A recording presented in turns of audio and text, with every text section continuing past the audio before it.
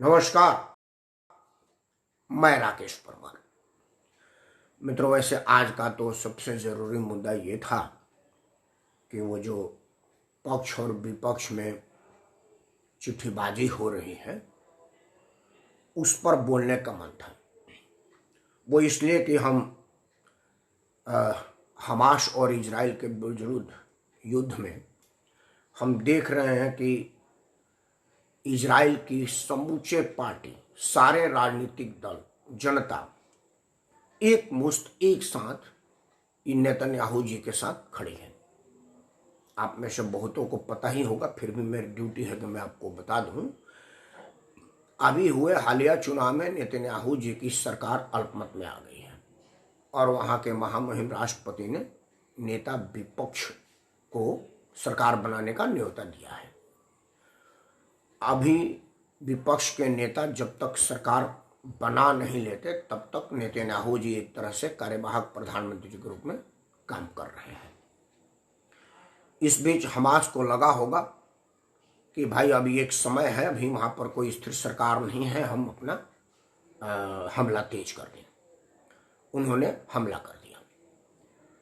जिन आदमी को प्रधानमंत्री बनने की निमंत्रण मिल चुका है वो गए नेतन्याहू जी के यहाँ, कह देखिए प्रधानमंत्री वाला मामला हम बाद में निपट लेंगे, जरूरी नहीं है कि मैं प्रधानमंत्री बनूं, जरूरी यही है कि हमास जिसने इजराइल पर हमला करने का कोशिश किया, हाँ विशाल जी नमस्कार, उसको कुचलना हमारा पहला प्रयास है। समस्त इजरायली जनता का यही प्रयास है।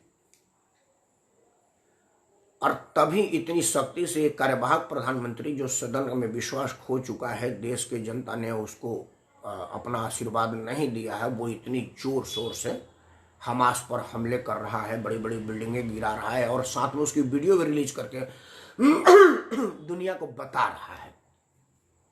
जबकि ये बात मालूम है कि हमास के हमले के पीछे कौन है, हमास के हमले की वजह क्या है, अचानक 2 साल से सुस्त पड़े हमास में एकदम से शक्ति कैसे आ गई, वो एक अलग मुद्दा है, उस पर मैं नहीं बोलूंगा। मैं तो उदाहरण के लिए कह रहा हूं कि एक इजराइल है जिसने हमारे बनारस कमिश्नर इतना बोर्ड प्रसिद्ध है उसका। जी नमस्कार।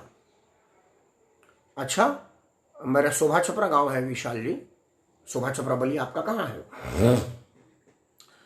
तो एक तो हमास इजराइल हमारे बनारस कमिश्नरी इतना है और वो दुनिया भर के सारे मुस्लिम कंट्री से घिरा हुआ, चारों तरफ से मुस्लिम देश है, लेकिन तब भी वो सबको नाको चने चबवा देता है। एक से एक बड़े बड़े देश उसका कुछ नहीं बिगाड़ सकते, क्योंकि उसके देशवासियों और देश पर सभी लोगों को एक दूसरे पर भरोसा और विश्वास है। हमारे देश में सबूत मांगे जाते कि सबूत दिखाओ बम कहाँ गिराया, सबूत दिखाओ कि कहाँ गया। हमारी अपने फौज और हमारी अपनी मीडिया की बात नहीं मानी जाती। जिस पाकिस्तान पर बम गिराया गया उनके मीडिया की खबर बताई जाती है। दिल्ली का केजरीवाल पूछ रहा है कि पाकिस्तानी मीडिया बता रही थी कि देखो यहाँ पर तो कोई बम गिरा नहीं है। मतलब हम ऐसे लोग हैं। इसीलिए हमको बांग्लादेश और नेपाल भी आंखें दिखा करके चला जाता है। हमें इजराइल से सीखना चाहिए। इजराइल जो हमला कर रहा है वो उचित है कि अनुचित है, वो उतना बड़ा मुद्दा है कि मैं उपयुक्त नहीं हूँ उस मुद्दे पर बात करने के लिए कि वो ठीक कर रहा है कि गलत कर रहा है। लेकिन ये मैं उपयुक्त हूँ कि इजराइल की जनता, इजराइल का विपक्ष और इजराइल की समस्त मीडिया आज अपने प्रधानमंत्री के साथ खड़ा है और एक आदमी उसमें आलोचना का एक सिंगल शब्द का इस्तेमाल नहीं कर रहा है कि नेतन्याहू चुनावी फायदे के लिए कर रहे हैं। हमारे यहाँ होता तो कहता कि सरकार हुकूमत में आ गई इसीलिए चुनावी लाभ के लिए बम मार दिया, हमारे यहाँ ये कहा जाता है। लेकिन ये बात आप हमेशा एक बात समझिए कि जहाँ पर राजनीतिक फूट होती है वहाँ देश टूटता है। हमारे भोजपुरी में कहावत है कि घर फूटे गंवार लूटे। तो आज हमारा देश का विपक्ष भी उसी तरह से है। कांग्रेस ने सेंट्रल विस्टा प्रोजेक्ट जो कि बहुत पहले से पास था, कोरोना महामारी से पहले से उसका बजट वगैरह सब एलोकेट हो गया था, पार्टी का पेमेंट हो गया था और उसको हम लोग मुद्दा बनाए हुए हैं। तो कई लोगों ने ये मांग कर दिया था कि भाई छत्तीसगढ़ की जो सरकार विधानसभा और मुख्यमंत्री आवास बन रहा है, वो छत्तीसगढ़ का जो विधानसभा का आवास जो बन रहा है वो क्यों बन रहा है, तो आज वहाँ के मुख्यमंत्री ने उसको रोक लगा दिया। अब मैं ये नहीं समझ पा रहा हूँ कि वो रोक लगा करके क्या हासिल करना चाहता है। आधा अधूरा पैसा तो लग ही चुका है, अब थोड़ा बहुत पैसा लगा के क्या उस बिल्डिंग को तुलवाएंगे या उसका काम परमानेंट के लिए बंद करेंगे, क्या करेंगे, ये बात समझ में नहीं आ रहा। खैर मुद्दा भी ये नहीं है, मुद्दा आज मेरा है कोरोना में इतना अंतर विरोध क्यों, असमंजस क्यों। आज चर्चा इस विषय पर थी। मैं तो अपने विपक्ष की राजनीति की व्यवहार पकड़ रहा हूँ। कोरोना के साथ भी विपक्ष का यही व्यवहार है। कोरोना के लड़ाई में भी हमारे पढ़े लिखे लोग, अखिलेश यादव ऑस्ट्रेलिया से इंजीनियरिंग करके आए हैं, हालांकि वो तो इसलिए किए कि भाई यहाँ पर हो नहीं पाती दाखिला, उतना सक्षम नहीं थे, ऑस्ट्रेलिया में पैसा दे करके इंजीनियर बन गए, लेकिन इंटर तक तो पास ही किए होंगे ना, चाहे मुलायम सिंह जी की कृपा से किए या जैसे किए, स्कूल में तो गए होंगे इंटर तक, तभी तो इंजीनियर बने। उन्होंने कहा कि मैं टीका नहीं लगाऊंगा। लालू प्रसाद यादव का बेटा तो खैर मान लो 7वीं में 7 बार फेल है, उसका तो ठीक है, बनता है, उसे समझ नहीं है, वो कहा कि मैं टीका नहीं लगाऊंगा।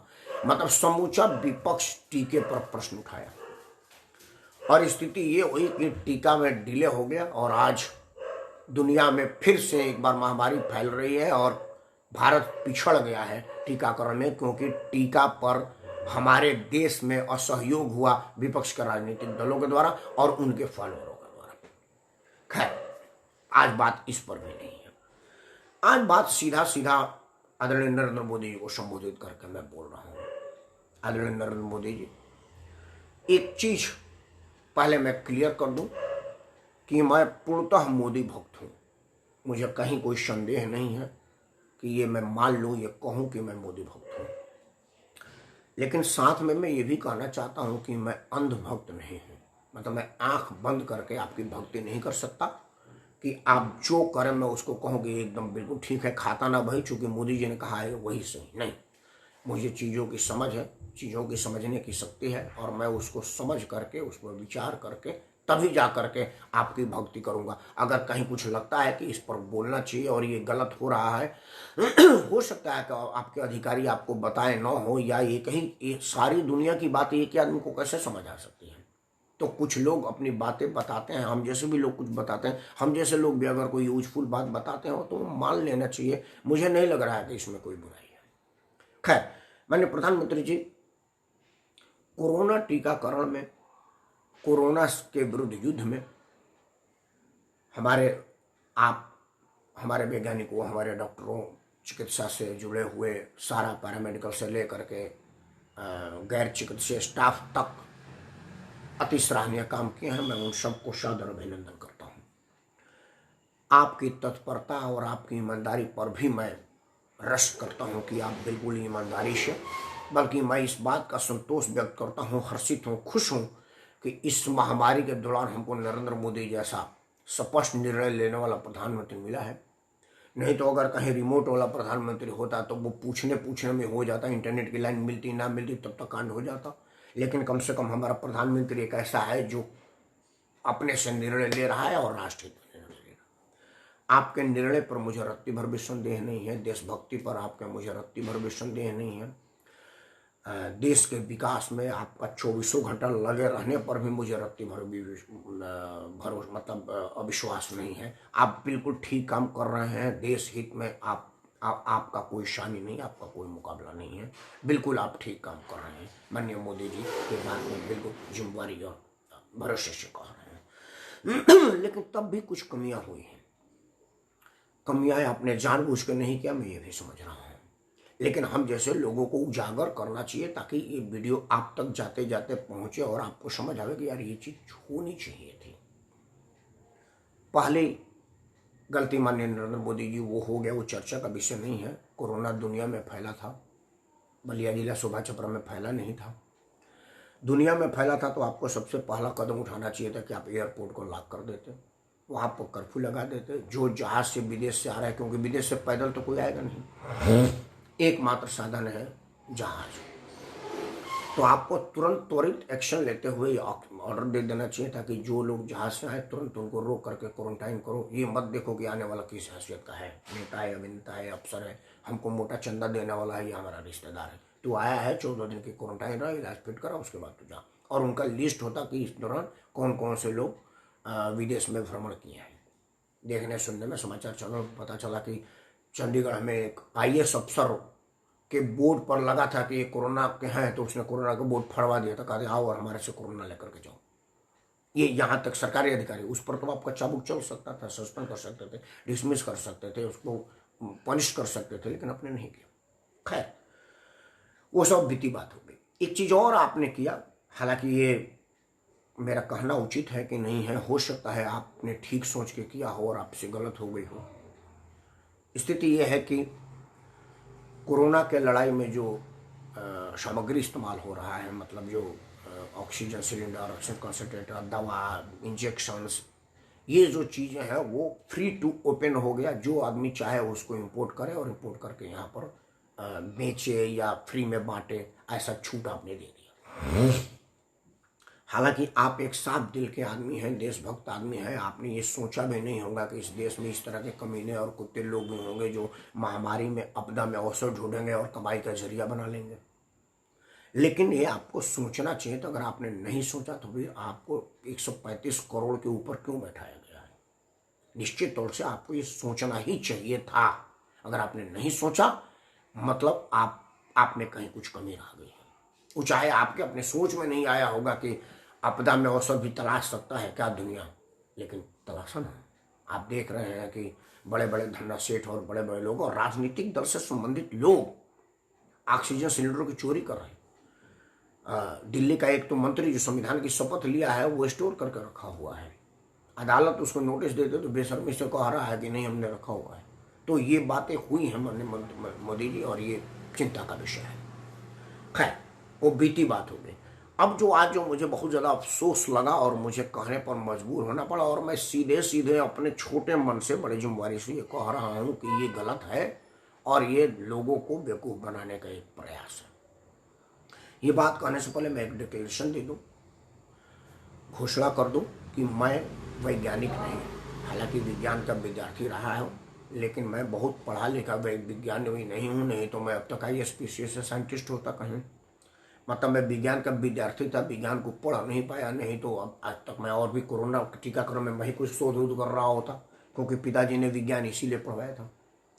मैं साइंटिस्ट नहीं हूँ, मैं साइंस का बहुत ज्ञान नहीं रखता, हालांकि पढ़ाई साइंस से ही किया है। लेकिन फिर भी एक मोटी मोटी बात मेरे समझ में आ रही है। माननीय प्रधानमंत्री जी, मुझे लग रहा है कि आप अंतर्राष्ट्रीय स्तर पर बहुत मजबूत हैं। विदेश में संपर्क और विदेश से आपका जो वर्चस्व है वो बिल्कुल सराहनीय है। और वो दिख भी रहा है कि दुनिया के वो देश जो कभी भारत को ये मानते भी नहीं थे कि कोई देश है, नक्शे पर है, वो सब के सब हमारे कोरोना के लड़ाई में इस्तेमाल होने वाले ऑक्सीजन सिलेंडर, कंसंट्रेटर से लेकर के और भी दवा लेकर के मदद कर रहे हैं और यहाँ पहुँचा रहे हैं। दिल्ली, बॉम्बे और कोची और जगहों पर हमारे देश के एयरपोर्ट और वायु तटों पर रोज रोज ये माल उतर रहा है, सामग्रियाँ उतर रही है। दुनिया दिल खोल करके आपकी मदद कर रही है और एक ने भी हाथ नहीं खींचा। कईयों ने तो ये इंतजार भी नहीं किया कि आप उनसे मांगे, बिन मांगे आपको मिला। मतलब कहा जाता है ना, बिन मांगे मुराद मिला, वो आपके संपर्क का है। लेकिन एक चीज आपके ये 6-7 साल के कार्यकाल में मुझे प्रतीत हुआ, हो सकता है मैं गलत हूं, कि आप डोमेस्टिक पॉलिटिक्स में कुछ पिछड़ रहे हैं। चाहे आपके सफेद सवार गलत हो या आप कुछ डरपोक हो। 56 इंच का सीना है आपका, बाहर तो दिखता है। उरी में एक हल्की सी हरकत होता है पाकिस्तान के दौरान, आप उनका आतंकी कैंपों का नेस्तनाबूद कर देते हैं। आपको दुनिया का डर नहीं है कि कोई बड़ा मुल्क आप पर फाइन लगा देगा या आपको ब्लैकलिस्ट कर देगा या आप पर क्वेश्चन करेगा। आपको नहीं डरते। आप वायु सैनिक को ओपन करते हैं, जाके मार के आप जब से देश के प्रधानमंत्री बने हैं, सेनाओं को छोड़ दिए हैं कि अगर वो एक गोली मारता है तो तुम 10 गोला मारो। बिल्कुल ठीक है, एकदम ठीक है। लेकिन डोमेस्टिक राजनीति में या तो आप पॉलिटिकल नफा नुकसान के चक्कर में देश को नुकसान पहुंचा रहे हैं, या आप डरपोक है या आपको समझ नहीं है। समझ नहीं है जैसा शब्द कहने के लिए मैं क्षमा चाहूँगा, क्योंकि आप 15 साल तक मुख्यमंत्री रहे हैं और राजनीतिक काट छाट सूझबूझ का तो आपका कोई शान ही नहीं है। जो राजनीतिक रूप से आपसे टकराया वो रसातल में चला गया। लेकिन फिर भी कुछ डोमेस्टिक निर्णय में जो 2 4 5 आपके सामने रखता हूँ वो आपको बता देता हूँ। नोटबंदी किया, बड़ा बढ़िया सराहनीय कदम था, मैं उसका समर्थन करता हूँ, बहुत उचित कदम था। लेकिन आज तक नोटबंदी से ये देश को नहीं पता चला कि कितने नोट बैंक में आए, कितने डिस्ट्रॉय हो गए और क्या हुआ। नोटबंदी के टाइम में बहुत से बैंक कर्मियों ने बड़ा मेहनत किया, जी तोड़ मेहनत किया, मैं उनको सलाम करता हूँ। लेकिन उसमें से कुछ बैंक कर्मी ऐसे भी थे जिन्होंने बड़ा घोटाला किया, नोट बदली में बहुत सारा माल कमाया। मुझे उम्मीद था कि नोटबंदी वाला कार्यक्रम खत्म हो जाने के बाद आप इन पर जरूर एक्शन लेंगे, लेकिन एक्शन छोड़िए, एक ट्वीट भी आपका नहीं आया कि बैंक कर्मियों को बेईमानी से देश दुखी है, मैं दुखी हूँ, ऐसा नहीं होगा। अब आप डोमेस्टिक पॉलिटिक्स से किए या बैंक कर्मियों की हड़ताल के डर से या उनके वोट बैंक की मजबूरी में आपने उन पर एक्शन नहीं लिया, ये तो आप ही जानेंगे। लेकिन ये तो आप जरूर जानते होंगे कि नोटबंदी के दौरान बैंकों में पैसा बदलने का खेल खूब हुआ, ये आप जानते हो। और अगर नहीं जानते हैं तो फिर मुझे अफसोस है कि आप प्रधानमंत्री क्यों हैं, क्योंकि आपके पास तो खुफिया तंत्र है, आपके पास तो बहुत सारे स्रोत है खबरें जाने का, तो अब तक आप बाखबर नहीं हैं, बेखबर हैं, ये मैं कैसे कहूँ। मुझे नहीं लगता, मुझे झिझक होती है बात मानने में। अब एक सबसे बड़ा असमंजस टीकाकरण का, बात टीकाकरण वही थी। असल में माननीय मोदी जी, टीकाकरण में सीधा सीधा देशवासियों को ये लग रहा है कि टीकाकरण एक तो विपक्ष के राजनीतिक लोगों ने फेल करने का प्रयास किया और दूसरा आपका मिसमैनेजमेंट भी रहा। और आज जो प्रेस कॉन्फ्रेंस स्वास्थ्य मंत्रालय के द्वारा की गई है वो सरासर लोगों के आंख में धूल झोंकता हुआ प्रतीत हो रहा है। मैं एक बार दोबारा कह रहा हूं कि मुझे उस टीका का टी भी समझ नहीं आता। कोरोना वायरस का लड़ाई में इस्तेमाल होने वाले दवा दारू इन सब के विषय में मैंने कोरोना में कब है हमको पता नहीं। कोरोना का टीका हमारे लिए वो एक सादा पानी है जो शीशी में भरा हुआ है, उससे ज़्यादा मेरे को ज्ञान नहीं है, बिल्कुल नहीं, जीरो भी नहीं। मतलब भाई लोग अनभिज्ञ हूँ मैं कि वो कैसे बनता है, उसकी प्रक्रिया की मुझे जानकारी नहीं है, उसके कॉम्प्लिकेशंस की मुझे जानकारी नहीं है, उसके बनाने में लगने वाले मेहनत की मुझे जानकारी। मैं सिर्फ अंदाज लगा सकता हूँ कि सैकड़ों हज़ारों लोगों ने अपनी कुर्बानी दी, अपने आप को बलि के बेदी पर चढ़ा दिया कि आप मुझ पर जाँच कीजिए, मैं रहूँ या ना रहूँ, देश रहना चाहिए और देश का काम ये टीका आना चाहिए, लगा दिया। वो सब बधाई के पात्र है, प्रणाम के पात्र है। लेकिन मानो मोदी जी अब 2 बातें आ जाएं। सबसे पहले आया कि भाई पहले टीका के बाद पहले होता था कि आप 8 से 12 सप्ताह की बात लीजिएगा, अब 16 से 20 सप्ताह हो गया या और बढ़ गया, मतलब जस्ट दुगना हो गया। हो सकता है ये अनुसंधान का विषय है और अनुसंधान में वैज्ञानिकों को लगा होगा कि अगर 14-16 सप्ताह के बाद करेंगे तो ज़्यादा कारगर होता, ऐसा होता प्रतीत होता है। हो सकता है, क्योंकि मैं इसके विषय में बहुत ज़्यादा नहीं जानता तो मैं क्यों कहूँ। लेकिन ऐसा भी हो सकता है कि आपको लग रहा है कि टीका में कुछ परेशानी आ रही है, अचानक 135 करोड़ लोगों का आपने खोल दिया कि भाई अब 18 साल के नीचे वाले लोग, ये भी मुझे डोमेस्टिक पॉलिटिक्स ही लगता है। क्योंकि आपके पास टीका है नहीं 135 करोड़ और आपने 135 करोड़ लोगों के लिए टीकाकरण खोल दिया है, तो ये बात तो आपको बैरियर तो लगाना चाहिए था। आप वहाँ बैरियर लगाते कि भाई 18 साल से ऊपर वो लोग आवे जो किसी बीमारी से ग्रसित हों, या वो लोग आवे जिनके घर में बीमार लोगों की संख्या हो, वो बिल्कुल ना आवे जो स्वस्थ हों, उनका टीका बाद में लगेगा, ऐसा कुछ बैरियर बनाते। और जब आपको पता था कि हमारे पास 135 करोड़ टीका नहीं थे, 135 करोड़ लोगों का क्या काम, मतलब वही होगा ना कि मेरे घर में 5 पूड़ी और मैंने 600 लोगों को खाने के बुला लिया, तो वो 5 पूड़ी के टुकड़े टुकड़े होंगे और मेरे को गालियाँ दी जाएगी। स्थिति ये तो है, ज़रूरी है। और ऊपर से तो मैं ये कहूँगा ना कि भाई पहले और दूसरे टीका के लिए पहले वाले को डोज नहीं पूरा हो रहा तो दूसरे के लिए एक बहाना हो गया कि चलो भाई 6 महीने के बाद जो बिगड़ता उससे भी नहीं है, क्योंकि इसमें 2 असमंजस उत्पन्न हो गया माननीय प्रधानमंत्री, जो मेरा मन में है आपके सामने रख रहा हूँ। पहला असमंजस है कि अगर मान लिया जाए कि नया अनुसंधान के बाद ये पता चला कि 6 महीने के बाद ज़्यादा कारगर होता है, तो जो लोगों ने 1 महीने 1.5 महीने के बीच ले लिया उनमें तो अफरा तफरी मच जाएगी, कहेंगे यार मेरा दूसरा टीका तो फायदा नहीं हुआ, मैं फिर तीसरा लूँ, मतलब एक टीका की बर्बादी। आपके हिसाब से 3-4 करोड़ लोगों ने टीका ले लिया, मतलब 3-4 करोड़ टीका है आपके पास कम हो गया, क्योंकि वो लोग फिर दोबारा लेंगे, क्योंकि हमारा देश है। हमारे देश में तो टीवी में चल जाएगा कि रेमेडीज दवाई काम की है, लोग खरीद कर रख लिए। कई बार टीवियों में चला कि ये वेंटिलेटर लोग घर में ले लिए, जो वेंटिलेटर आप स्वयं नहीं चला सकते, वो प्रशिक्षित और निपुण डॉक्टरों के नेतृत्व में ही चलता है, क्योंकि आपको पता ही नहीं है कि 5 लीटर सिलेंडर का है, 10 लीटर सिलेंडर का है, 15 लीटर सिलेंडर का है, क्या प्रेशर पर कितना है और किस मरीज को किस प्रेशर पर ऑक्सीजन चाहिए। क्योंकि ऑक्सीजन की प्रेशर अगर आपको ज्ञान नहीं है तो आप ऑक्सीजन ले करके मर जाएंगे, और अगर ऑक्सीजन की कमी हो गई तो मर जाएंगे, ज़्यादा हो गया तो मर जाएंगे। मतलब एक निश्चित और सुनिश्चित माप में जाता है, वो मरीज की स्थिति पर डॉक्टर डिसीजन लेता है। और मैं डॉक्टरी का डी नहीं जानता तो मैं ऑक्सीजन कैसे लूँगा। लेकिन ये बात हुआ है, कई लोगों ने खरीद करके रख लिया वेंटिलेटर अपने घरों में कि मेरी मजबूरी में वेंटिलेटर काम आएगा। तो ये हमारा ऐसा देश है, और आपने कह दिया तो लोग कहेंगे कि यार वो फायदा नहीं किया तो मैं एक बार तीसरा लूँ। ये अफरा तफरी वाली स्थिति उत्पन्न कर दिया आपने। एक और चीज़ आज नया बयान आया है वो भी डॉक्टरों का कि प्लाज्मा थेरेपी अब कोई कारगर नहीं हुआ।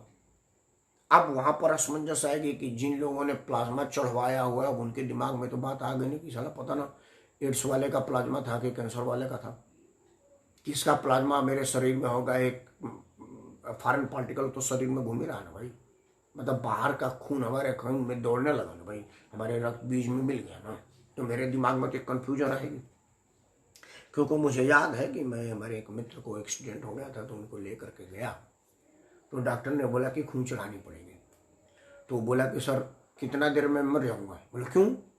बोला अगर सुई दवाई से कुछ देर तक मैं रह सकता हूँ, बच सकता हूँ तो रहने दीजिए। पता नहीं साला कौन सा खून किसका खून है, गंदा खून है कि खराब खून है, दारूबाज का खून है कि चर्सी का खून है। हम नहीं चाहते कि कोई खराब खून हमारे शरीर में चढ़े। जिद कर दिया, बोला मैं मरता हूँ तो मरने दीजिए, मैं साइन नहीं करूँगा। तो जो मैंने उसको बोला यार पता ना साला चर्सी का चढ़े कहाँ चलेगा, तो गंदा खून शरीर में जाएगा तो हमारा मानसिकता खराब करेगा, हम कहाँ चढ़े। तो वो लोग जो प्लाज्मा अपना जान बचाने के लिए ले गए वो क्या करें। दूसरा क्या हुआ कि सबसे पहले कोरोना मरीज को ही कहा जाता था कि प्लाज्मा लेके आओ, जैसे आजकल कहा जाता है कि ऑक्सीजन सिलेंडर लेकर के आओ, और आदमी औने पौने दाम में ऑक्सीजन सिलेंडर खरीदता है। अब वो कोई मरीज जाता था तो कहता कि प्लाज्मा लेके आओ। अब प्लाज्मा कोई दूध की दुकान पर मिलने वाली तो है नहीं, डेयरी फार्म पर तो मिलते नहीं है कि आदमी जाके ले ले। अब प्लाज्मा दो कहाँ से? प्लाज्मा तो किसी लैब में ही मिलेगी, क्योंकि प्लाज्मा की एक बड़ा विधि होती है, खून निकाला जाता है, फिर खून में से प्लाज्मा निकाली जाती है। वो आम जगहों पर तो उपलब्ध होता नहीं, मतलब लोग इधर उधर शीशा लेकर के मारे जाते थे, और कहीं कोई सरकारी व्यवस्था सुव्यवस्था नहीं थी कि बताया जाए कि प्लाज्मा फला फला जगह मिलेगा। मतलब वो इस तरह के लोग परेशान हुए, और अंत में पता चला कि वो नॉन वैलिड है, उसकी कोई जरूरत ही नहीं। तो ये असमंजस कंफ्यूजन माननीय प्रधानमंत्री जी जितना जल्दी दूर कर सके वो करें। और असमंजस कंफ्यूजन कितना नुकसान करता है, एक अंत में राजनीतिक आदमी हो बिना राजनीति को बोले तो अच्छा ही नहीं लगेगा ना, क्योंकि हम लोग सामाजिक लोग हैं, सामाजिक मुद्दे पर ज़्यादा आसानी से बोलते हैं। ये तो वैज्ञानिक मुद्दा है, हमको बिल्कुल ज्ञान नहीं है। मैं तो अपने दिमाग की कन्फ्यूजन आपके सामने रखा, जो एक भारत का नागरिक का कन्फ्यूजन है, और हमारे जैसे कई लोग होंगे इस देश में, तो मैं आम आदमी का कन्फ्यूजन आपके सामने रखा। वैज्ञानिक तथ्य नहीं रखा, मुझे वैज्ञानिक तथ्य बिल्कुल जीरो नॉलेज है, मैं बिल्कुल जानता ही नहीं। इस देश में राष्ट्रपति शासन बहुत बार पहले भी लगा है, कई बार उचित लगा है, कई बार अनुचित लगा है। हमारे देश में इमरजेंसी भी लगी हुई है।